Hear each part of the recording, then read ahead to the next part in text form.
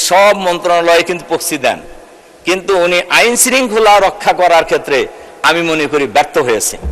जे सरकारेर काछे निजेर दलेर लोकेर जीवनेर निरापत्ता नाई सेई सरकारेर काछे बांग्लादेशेर साधारण मानुषेर जीवनेर कि निरापत्ता आशा करा जेते पारे। बांग्लादेशेर समस्या समाधानेर क्षेत्रे सबचाइते बड़ बाधा हये दाड़िয়েছে এখন आईन शृंखला परिस्थिति।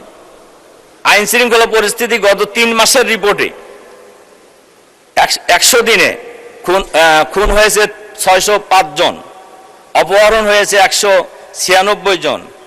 এটা হলো টিআইবির রিপোর্ট এবং সেই রিপোর্টে বলা হয়েছে যে খুন যে হয়েছে 605 জন এর মধ্যে সরকার দলের লোক খুন হয়েছে 288 জন।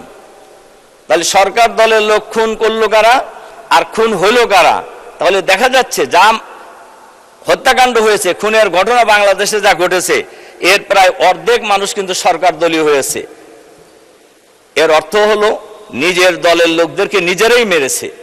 এটাই যদি হয় তাহলে যে সরকারের কাছে নিজের দলের লোকের জীবনের নিরাপত্তা নাই সেই সরকারের কাছে বাংলাদেশের সাধারণ মানুষের জীবনের কি নিরাপত্তা আশা করা যেতে পারে? মাননীয় স্পিকার, এবং ধর্ষণের শিকার হয়েছে এই বিস্তারিত রিপোর্ট আমাদের কাছে আছে। আমাদের মাননীয় স্বরাষ্ট্রমন্ত্রী আলহামদুলিল্লাহ উনি সব দিক দিয়ে দক্ষ, উনি সব মন্ত্রণালয়ে কিন্তু পক্ষী দেন, কিন্তু উনি আইন শৃঙ্খলা রক্ষা করার ক্ষেত্রে আমি মনে করি ব্যর্থ হয়েছে। তার কারণ উনি আইন শৃঙ্খলা রক্ষা করতে পারেন নাই। গত পরশুদিনও আপনার সব পত্রিকায় এসেছে লক্ষ্মীপুরে মা এবং 3 জন মেয়ে, ঢাকা বিশ্ববিদ্যালয়ের একজন ছাত্রী সহ 3 বোন এবং মাকে নৃশংসভাবে হত্যা করা হয়েছে।